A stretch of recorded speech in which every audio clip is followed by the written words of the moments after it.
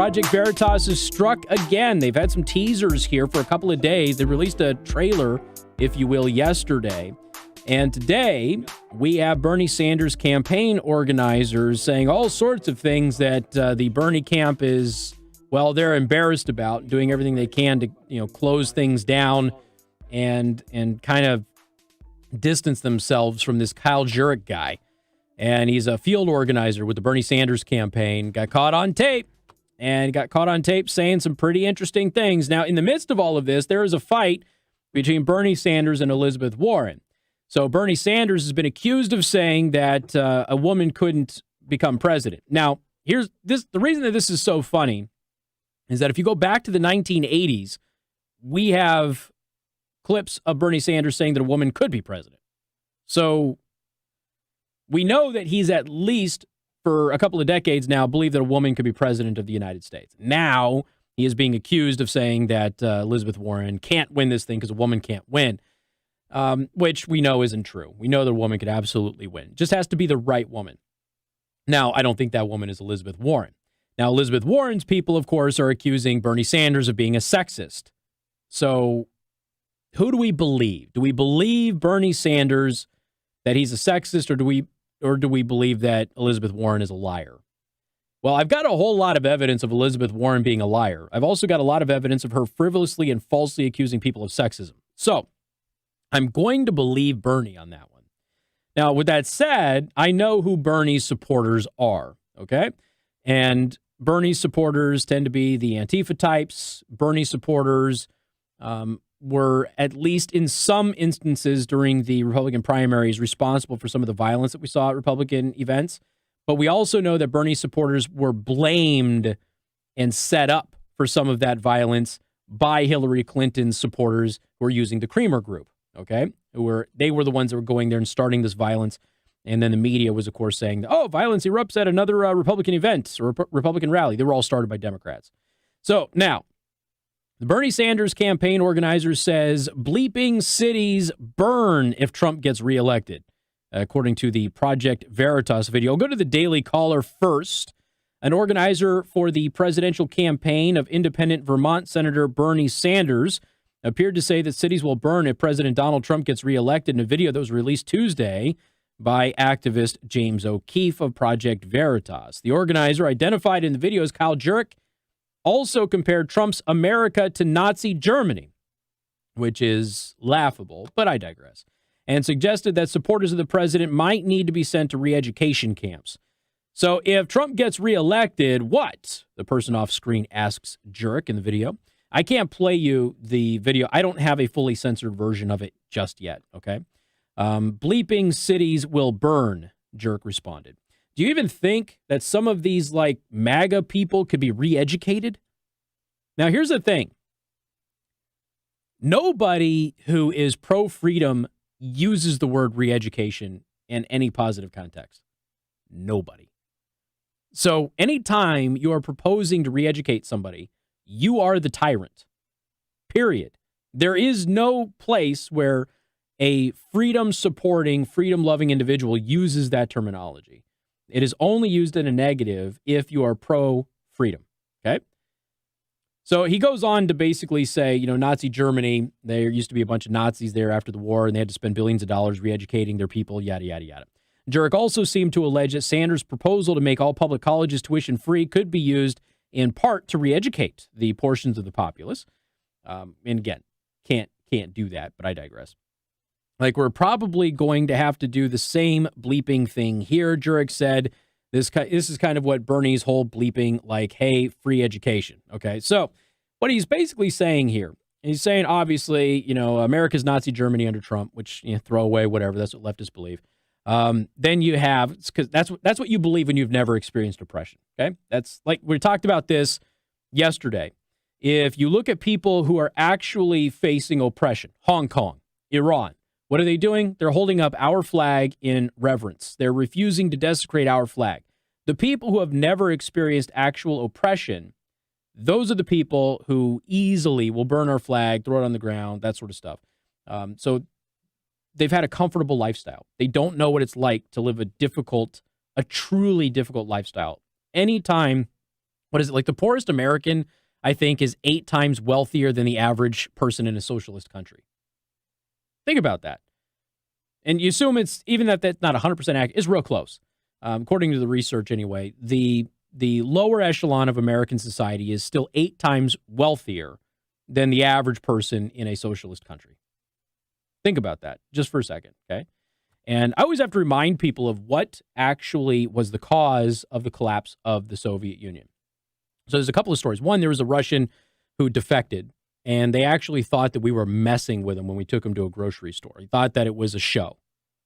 And he didn't believe that it was possible to have that much food. So eventually they learned that, in fact, it was the truth and that they had made the right decision to defect. But also Boris Yeltsin came to the United States, and he has said himself the thing that made him realize that communism was wrong was he went to a grocery store in the United States of America. So he visited America, and he went out to a grocery store.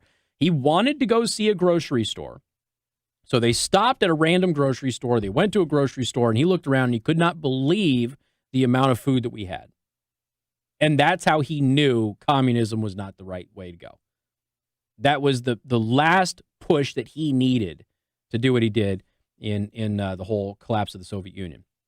So anyway, so this guy's running around, and he's basically saying that, you know, America is Nazi Germany now, which is exactly what a historically ignorant person would say. Then he says that part of the free education policy for Bernie Sanders, that we're going to re-educate all these MAGA people. We're going to re-educate every single one of them. You know, and that's what free college is about, which is what they're kind of doing with public school now anyway with your kid, right? How many times do we catch these teachers with very young kids, right? They're going out there and they're re-educating your children. And they're saying that you as a parent, you don't know what you're doing, let us handle it, while simultaneously complaining that parents are not involved in their kids' education. It's a really interesting dynamic that we have going with public education in the U.S. as far as the orthodoxy and the machine, if you will, is concerned, not you individual teachers in the classroom. So he also says there's a reason that Joseph Stalin had gulags, right? And actually, gulags were a lot better than what the CIA has told us that they were. Gulags were great, Joe, just so you know. Gulags were awesome. Yeah, they were amazing, according to a campaign field organizer with the Bernie Sanders campaign. So let's see. Far left campaign staffer, this is Daily Wire, for 2020 Democratic Party presidential candidate, Senator Bernie Sanders, appeared to repeatedly advocate for the use of extreme violence in an undercover video that was released on Tuesday by James O'Keefe and Project Veritas. They talk about violence against police and violence at the Democratic National Convention. And we'll talk about all of that coming up on Newstalk 95.3, Michiana's news channel. All right.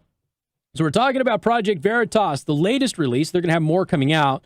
So now you're getting journalists who are, once again, because journalists just cannot help themselves. They can't help themselves with Project Veritas. They have to attack it. All Project Veritas does is your standard run-of-the-mill investigative reporting. That's it. Public settings, undercover video, get people to admit things that they wouldn't admit on camera. That's all. That's it. And you're perfectly allowed to do this. This is all legal, and they've won all of their cases, okay? And in fact, Project Veritas is in a couple of legal cases right now where they are arguing in favor of your basic journalistic practices. Any I-team in any major market who has done any good news reporting has had an undercover camera investigation. Most of you will have seen them when it comes to auto repair shops and things of that nature. They do the same thing. And then they release the unedited footage, because then the media's like, well, it's deceptively edited. But they release the unedited video, which no news outlet does. But Project Veritas, they do it. Why? Because the scrutiny that comes down on them. Because they are activists. They are on the political right. Absolutely. But every time they do a story, somebody gets fired. And I'm going to assume that this Jurek guy gets fired. And here's the thing. Journalists are out there saying that, yeah, look, he's a volunteer. He's not a volunteer. He is a paid staffer with the Bernie campaign. And now there's this massive effort by Bernie staffers to erase any reference to him online. So Andy No, who is a real journalist, he actually posted that Kyle Jurek had recently been arrested. Was he arrested for was it DUI? Is it? Yeah, okay. He was last week in Iowa. So last week in Iowa, he was charged with drunk driving, possessing drug paraphernalia, and more. He's a field organizer for the Bernie Sanders campaign. Okay, so he's got his mugshot up there, and they've released video of him. Again, we talked about some of the some of the stuff involving the re-education of Trump supporters and that sort of thing. But the Sanders campaign Iowa field organizer Kyle Jurek was busted making the following statements in a variety of settings. Let's see. The only thing that works, the only thing that fascists understand is violence. So the only way that you can confront them is with violence. Of course, fascist means anybody who disagrees with him. Let's see. What happens if Trump is reelected? Bleeping cities burn. On if Trump supporters should be re-educated. We already went over that. On Soviet gulags, he said they're not as bad as the CIA told us they were. On what will happen if Sanders does not win the Democratic nomination. This is where I wanted to pick up. If Bernie doesn't get the nomination or it goes to a second round at the DNC convention, bleeping Milwaukee will burn. It'll start in Milwaukee, and then when they bleeping and when the police push back on that, other cities will just bleeping, and then he makes an explosion sound and a gesture. Be ready to be in Milwaukee for the DNC convention. That's all I'm going to say. We're going to make 1978, we assume he meant 1968, look like a bleeping Girl Scout bleeping cookout. He sounds like a real winner. Remember what happened when McGovern got bleeped in Chicago in it's actually 1968. Just gets the dates wrong. Riots, bleeping, people getting beaten by the cops. The cops are going to be the ones that are getting bleeping beaten in Milwaukee. Now, keep in mind, the police in Milwaukee haven't done anything. He's just talking about beating cops in Milwaukee. Meanwhile, cops in Milwaukee are like, what? What's going on here? They're planning to do what with us now at the convention? They're going to call up the National Guard for this bleep. I promise you that. If Bernie doesn't, if they bleeping take Bernie from us, then we have nothing else left to lose. He also endorsed violence against those who use offensive free speech, whatever it takes. And that's why they're like, oh, anti-fascists are violent. It's because we're willing to go about and beyond what the law says is acceptable. Oh, wow.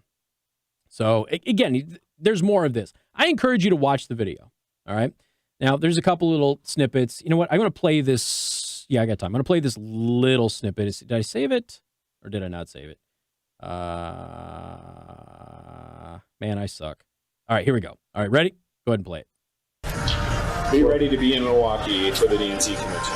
We're going to make 1978 look like a Girl Scout cookout. The cops are going to be beaten in Milwaukee. All right, so there's him saying all the things that I just quoted him as saying, just so you know that I'm not making it up. I mean, obviously, you can watch the video yourself, and we'll link to it in the daily show prep today. But like I said, just, sounds like a real winner, right? But this, this is who the Antifa types of the country have just kind of latched onto. They've latched onto Bernie. Bernie himself is a likable dude with really, really bad ideas, but a lot of his supporters are really awful people, and it kind of shows there. But now you've got journalists, air quote, journalists running around and saying that, hey, oh, he's just a volunteer. He's not a volunteer. He's a paid staffer. And now the Bernie campaign, several people, including his head person in Iowa, are deleting all of their references to Jurek in their tweets and their posts on social media. And now the Bernie campaign is locking down their social media accounts. Isn't that interesting? I wonder why they're doing that. And, of course, the next step, because every time Project Veritas releases a video, people get fired, is that Jurek will be fired from the campaign. Tom, welcome to the program. Hello. Hi there. I think that's absolutely wonderful that this guy's true colors are coming out. Well, yeah, I mean, you want to know who these people are, right? Right. I thought I could turn the air blue, but I do get a regular word in every once in a while, and his thing is almost, if you bleep it out, it's almost gone. Yeah, well, I mean, you heard it. Yeah, I mean, it's almost hard to understand when you do that. And, look, I've got a salty mouth, too. Right. But there's a time and a place. Not in public, not when people are recording it. Yeah, well, he didn't know if somebody was recording him, but but still, you're having a conversation about that stuff. He's getting amped up and everything else. And no, I don't believe that Bernie Sanders wants to burn down Milwaukee if he doesn't win this thing. But that gives you the mindset of a lot of the people who are a part of his campaign. Again, these are paid people for the campaign, and And, radicals like that have no business being involved in these campaigns. This is an issue with local politics, most recently in Elkhart, when you start having radicals that have these types of ideas associated with political campaigns. It's concerning, even if the candidate themselves doesn't identify with those types of beliefs. The fact that they have those people around them should be enough to concern everybody. And if their group took over, he would want to be one of the first ones to be eliminated. Yes. They've done that in Russia, and they did that in Cuba, too. That's just it. They don't understand the history of it. People like him they think that they're going to get leadership roles in the new regime, but they're the first ones to be eliminated because they're not easily pacified. One thing about communism, I like to say, they can take it all. They can take everything you've got, and it still won't be enough. That's right, 100%. It doesn't work. That's true. Never has. All right, Tom, appreciate it, bud. I've been wondering about CBD. Yeah. I wonder if we could make a sheep dip to run old people like me through it. We'll think You about just that. replace your plasma with it? Yeah, everything. Just run me through a sheep dip every morning. I'm sure they're working on it, bud. Okay, I'll talk to you later. All right, take care. You got more coming up. News Talk 95.3, Michiana's News Channel.